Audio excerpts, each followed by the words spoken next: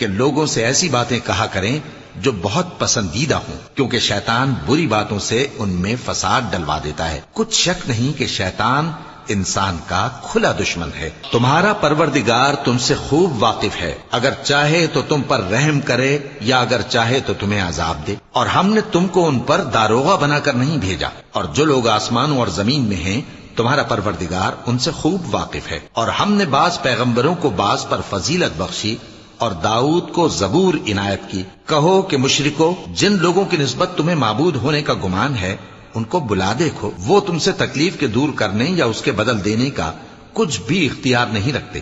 یہ لوگ جن کو اللہ کے سوا پکارتے ہیں وہ خود اپنے پروردگار کے ہاں ذریعہ تقرب تلاش کرتے رہتے ہیں کہ کون ان میں اللہ کا زیادہ مقرب ہوتا ہے، اور اس کی رحمت کے امیدوار رہتے ہیں اور اس کے عذاب سے خوف رکھتے ہیں۔ بے شک تمہارے پروردگار کا عذاب ڈرنے کی